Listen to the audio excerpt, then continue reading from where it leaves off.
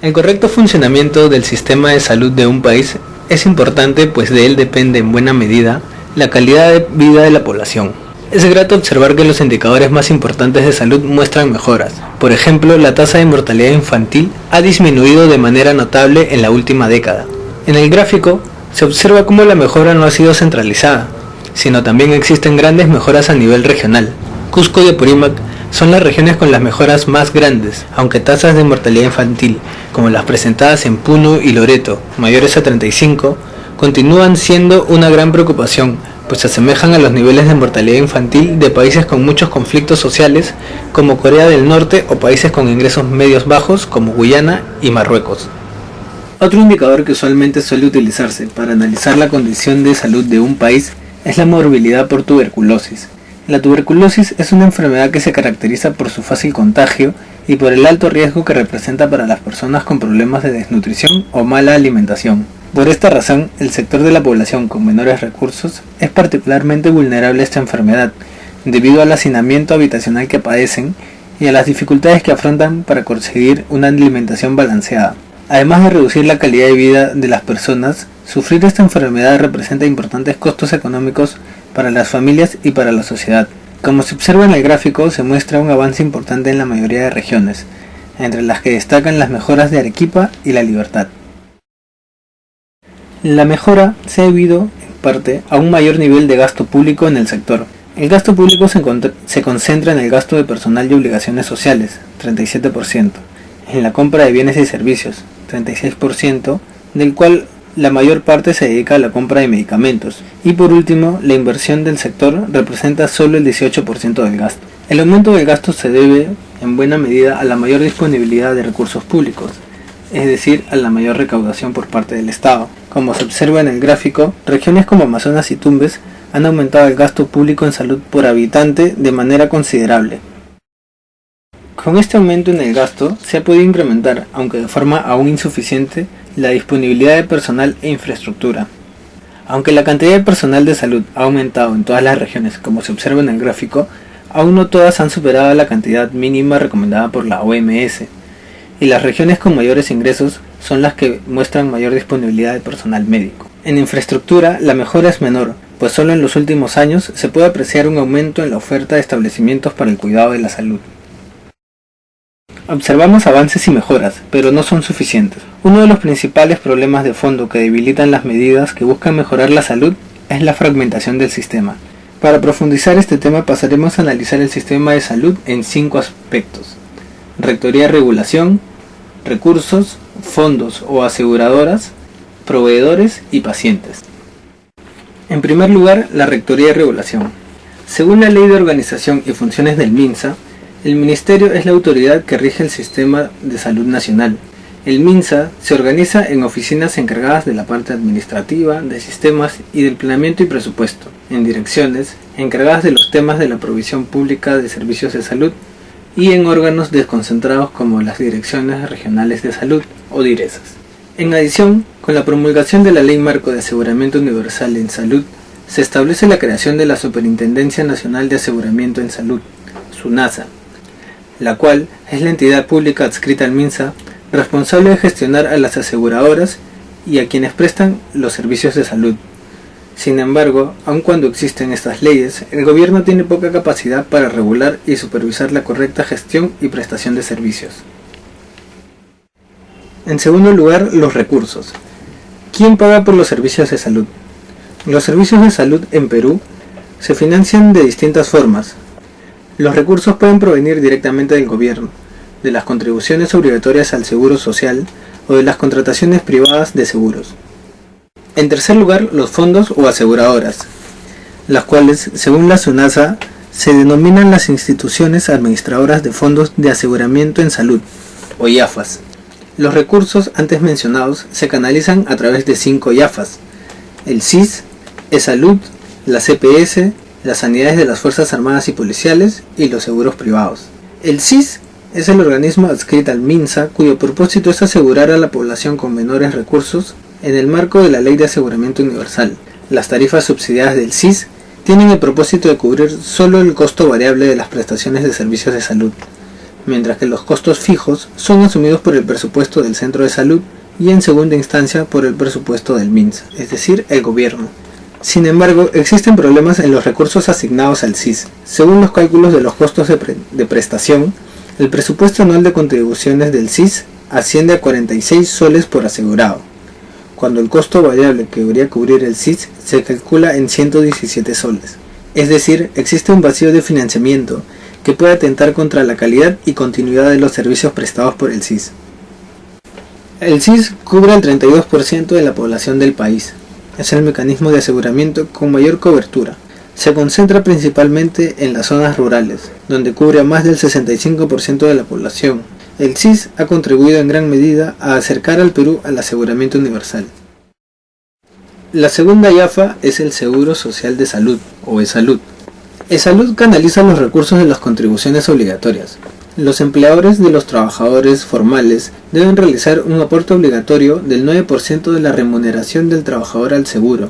Cabe resaltar que la informalidad en el Perú y los atrasos en las empresas en realizar los aportes a eSalud son las principales causas que afectan el monto de aportes. Según la información de la SUNAT, a diciembre de 2012, la deuda del sector privado ascendía a 2.341 millones de soles, y la deuda del sector público de salud ascendía a 1.706 millones de soles, de los cuales 930.000 millones correspondían a gobiernos regionales y locales. La presencia de salud se encuentra principalmente en la capital, en donde se encuentran el 48% de sus asegurados. En Lima, el 43% de la población se encuentra asegurada de salud. En este sentido, la problemática de salud se encuentra en su alcance a nivel regional. En promedio, en el resto de las regiones costeñas solo cubre al 33% de la población, y en el resto de regiones de la sierra y la selva solo cubre al 17% de la población. Las EPS son la tercera IAFAS. Estas, a su vez, son la contraparte privada de salud. En el Perú existe la posibilidad de que un trabajador formal pueda elegir entre que su aporte del 9% sea en su totalidad transferido a salud, o que su aporte del 9% sea dividido en un 6.75% de salud y el restante 2.25% se aporte a una EPS de su elección. En el primer caso, eSalud se encargará de cubrir la capa compleja y simple de aseguramiento, mientras que en la segunda opción, la EPS será la encargada de cubrir la capa simple, mientras que eSalud solo cubrirá la capa compleja de aseguramiento. La capa simple corresponde al tratamiento médico de los casos de enfermedades más comunes, mientras que la capa compleja corresponde al tratamiento de enfermedades con mayor complejidad. Hoy, las EPS cuentan con 1.500.000 asegurados, de los cuales el 82% se encuentran afiliados a RIMAC Internacional o a Pacífico Salud.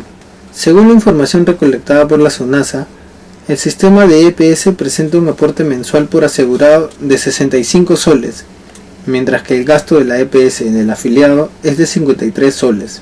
Es decir, a diferencia del SIS, no presenta problemas de financiamiento, pues los recursos de los aportes pueden cubrir los gastos.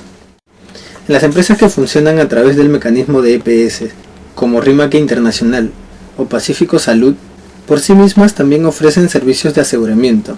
Estas contrataciones de seguros representan gastos voluntarios de las personas, aunque dependen de su solvencia personal. La última IAFAS son las sanidades de las Fuerzas Armadas y Policiales. Estas entidades se encargan de cubrir los tratamientos médicos de sus miembros y sus familiares.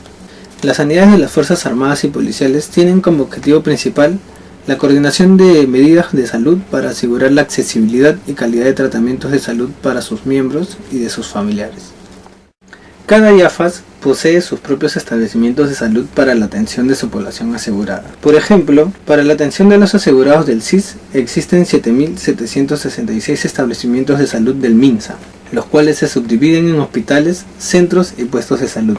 Estos establecimientos conforman el 76% de la oferta total de establecimientos de salud del sector.